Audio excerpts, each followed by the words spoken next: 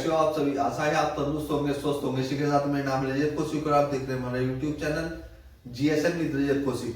GSN with Rajat Kaushik YouTube channel पर हम आपके सामने सामान्य ज्ञान से संबंधित जानकारियां लेकर आते हैं और इन जानकारियों को आपके सामने रखने का हमारा जो उद्देश्य है वो इतना ही है। सिर्फ जितने भी हमारे साथीगण हैं जो कॉम्पिटिटिव एग्जाम की तैयारी करते हैं वो हमारे साथ साथ शामिल होकर इन जानकारियों से अवगत या रूबरू होकर अपने जो परीक्षा है उनमें एक उन्नत एवं अच्छे नंबर हासिल कर सके। तो चलते हैं वीडियो की ओर। तो वीडियो का जो आज टॉपिक है वो होगा भारतीय संविधान सभा। जैसा कि आपको पता ही होगा कि भारतीय संविधान सभा संविधान निर्माण में एक महत्वपूर्ण योगदान रखती है। तो इसी के अंतर्गत आज हम जितने भी इसमें कार्य किए गए उनकी सविस्तार रूप से चर्चा करेंगे और यहीं से आपका इंडियन कॉन्स्टिट्यूशन में जितने भी एक्ट पारित किए गए उनकी एक श्रृंखला आपके सामने लेकर आएंगे। तो जैसा कि आपको बता दूं, भारतीय संविधान सभा का गठन किया गया था जुलाई 1946 में।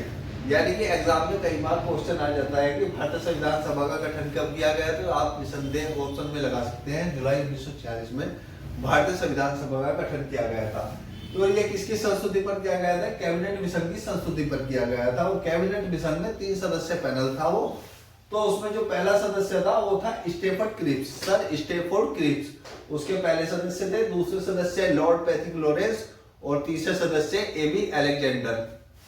ये 3 सदस्य कमेटी थी, इसे कैबिनेट मिशन कहा जाता है। इनकी संस्तुति के आधार पर संविधान सभा का गठन किया गया। और आपको बता दूं, इस संविधान सभा का सर्वप्रथम जो विचार आया था वो आया था 1924 में। और वो कौन सी पार्टी लेकर आई थी? वो स्वराज पार्टी लेकर आई थी। और आपसे एक सवाल, अब आप मुझे बताएं स्वराज पार्टी के 1924 के अध्यक्ष कौन थे? ठीक है, वो आप कमेंट सेक्शन में हमें आकर बताएं। ठीक है, अब उसके बाद संविधान सभा सदस्य का जो चुनाव हुआ था उसमें किस प्रकार चुनाव संपादित किया गया, तो उसका भी एक चक्र है। यानी कि आप देख सकते हो, जब ब्रिटिश गवर्नमेंट यहाँ पे थी तो इन्होंने 3 तरीके से क्षेत्र बांट रखे थे भारतीय उपमहाद्वीप को। एक था आपका चीफ कमिश्नरी क्षेत्र, दूसरा था ब्रिटिश प्रांतीय क्षेत्र यानी कि जहां पर प्रांतों में ब्रिटिश गवर्नमेंट का आधिपत्य था, दूसरा था देशी रियासतों का, जहां पर देशी रियासतों का वर्चस्व था।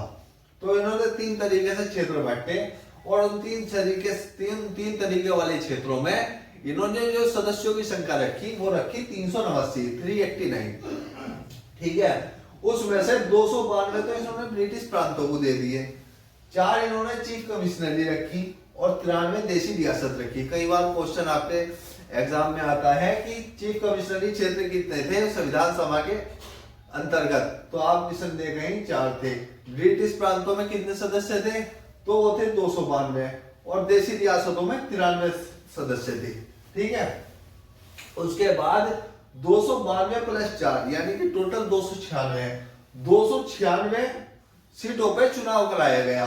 296 में से जो सामान्य जाति की थी, यानी कि आप जिसे आजकल कह देते हैं जनरल, तो 213 जनरल सीटें थी, 79 सीटें मुस्लिम आरक्षित थी और 4 सीटें सिख आरक्षित थी। ठीक है, उसके बाद इसमें 296 सीटों पर जब चुनाव हुए तो कांग्रेस इसमें 208 सीटों पर विजित हुई और मुस्लिम लीग 73 सीटों पर विजित हुई। यानी कि मुस्लिम लीग को अंदाजा था कि हमें ज्यादा मिलेगी, पर यह इस चुनाव से काफी हताश हुई और इन्होंने बहिष्कार भी कर दिया था। ये तो बाद में 26 अक्टूबर 1946 को मंत्रिमंडल में शामिल किए गए थे जबरदस्ती। ठीक है, उसके बाद आपको बता दूं, इसकी जो प्रथम बैठक थी वो 9 दिसंबर 1946 को नई दिल्ली के काउंसिल चैम्बर का एक पुस्तकालय भवन है, वहां पर इसकी सर्वप्रथम बैठक की गई। और उस बैठक के अंतर्गत यह एक अस्थायी पद, जैसे आप आज देखते हैं जब भी चुनाव हमारे यहाँ लोकसभा का चुनाव होता है तो वहां पे एक अध्यक्ष निर्वाचित किया जाता है कुछ समय, जिसे कहते हैं प्रोटेम स्पीकर, एक अस्थायी अध्यक्ष। तो वो उसका कॉन्सेप्ट है वो यहीं से आया है। यानी कि नई दिल्ली में 9 दिसंबर 1946 को काउंसिल चैम्बर के पुस्तकालय में एक बैठक का आयोजन किया गया और उसके अस्थायी अध्यक्ष चुने गए डॉक्टर सच्चिदानंद सिन्हा। कई बार क्वेश्चन में आ जाता है कि भारतीय संविधान सभा के अस्थायी अध्यक्ष कौन निर्वाचित किए गए थे? तो निर्वाचित किए गए थे डॉक्टर सच्चिदानंद सिन्हा। ठीक है, उसके बाद जितने भी आपके 296 सीटें थी यानी कि 389 सीटें थी टोटल। इनका प्रतिनिधित्व कैसे दिया गया?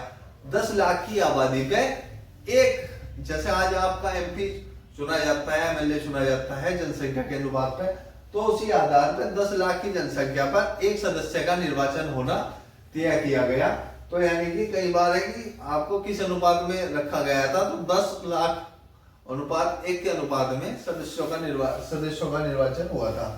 तो संविधान सभा के सदस्यों में जो एसटी की संख्या थी, जिसे कहते हैं शेड्यूल्ड ट्राइबल यानी कि अनुसूचित जनजाति, उनकी संख्या 33 थी।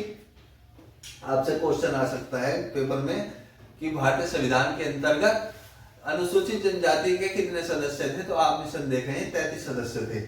उसके बाद भारतीय संविधान में जो महिलाओं की संख्या थी वो आपकी 15 थी, यानी कि 15 औरतें संविधान सभा के सदस्य के तौर पर निर्वाचित होकर संविधान सभा में गई थी। और उसके बाद जब ये 9 दिसंबर 1946 को संविधान सभा के काउंसिल चैम्बर में बैठक संपन्न हुई, तो उसके 2 दिन बाद 11 दिसंबर 1946 को संविधान सभा में एक अस्थायी अध्यक्ष का निर्वाचन हो गया। और वो स्थायी अध्यक्ष कौन थे?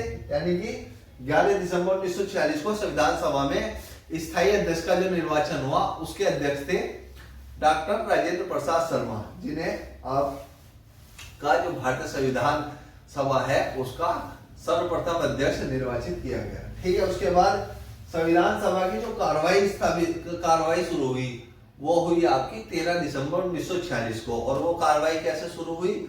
वो हुई पंडित जवाहरलाल नेहरू ने एक उद्देश्य प्रस्ताव के साथ इस कार्रवाई को शुरू किया। और उस उद्देश्य प्रस्ताव को स्वीकृति कब मिली? उसे स्वीकृति मिली 22 जनवरी 1947 को। 13 दिसंबर 1946 को उद्देश्य प्रस्ताव के साथ सभा प्रारंभ हुई और 22 जनवरी 1947 को उद्देश्य प्रस्ताव की स्वीकृति के बाद विभिन्न समितियों का निर्माण किया गया।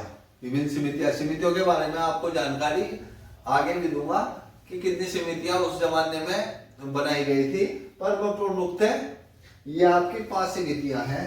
एक वार्ता समिति, एक संघ संविधान समिति, प्रांतीय समिति, संघ शक्ति, प्रांतीय संविधान समिति, संघ शक्ति समिति और प्रारूप समिति। आपके लिए एक सवाल, प्रारूप समिति के अध्यक्ष कौन थे? ठीक है, कमेंट सेक्शन में बताएं कि प्रारूप समिति के अध्यक्ष कौन थे भारतीय संविधान सभा के अंतर्गत। समितियों पर एक वीडियो हम इससे अगली वीडियो बनाएंगे, उसमें से विस्तार रूप से चर्चा करेंगे।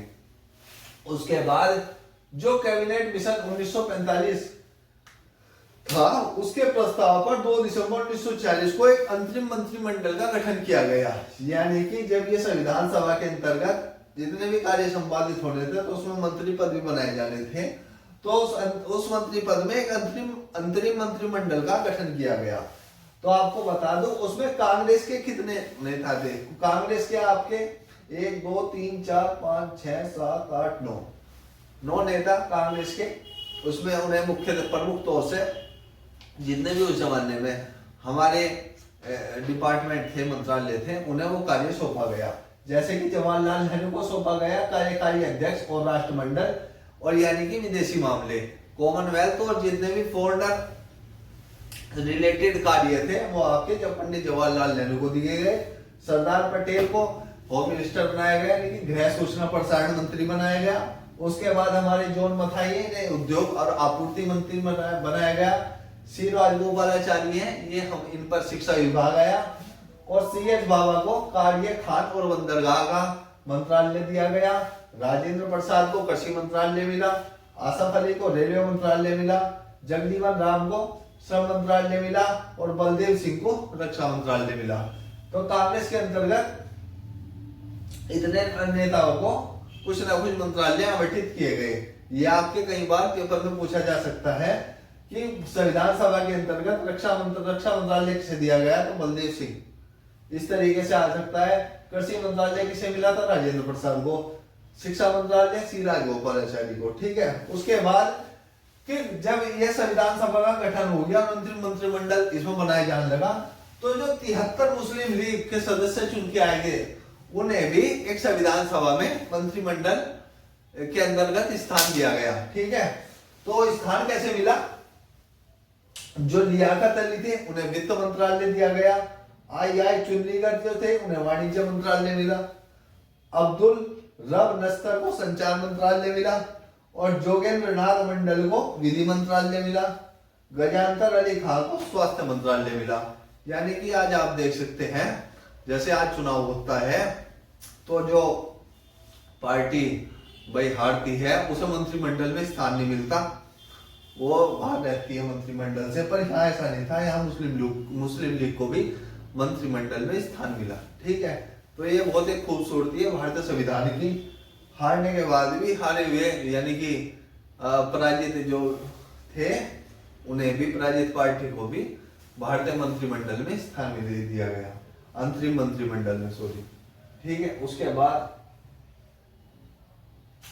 आपका मैंने आज ये बताया कि भारतीय संविधान सभा किस प्रकार गठित हुई, उसके अंतर्गत क्या क्या इसमें कार्यवाही संपादित हुई, इसके सदस्य कौन थे, कौन कौन मंत्री थे, कितनी समितियां इसमें प्रमुख तौर से आती हैं और इसमें सदस्य कितने थे, यह सर्वप्रथम आयोजित की गई।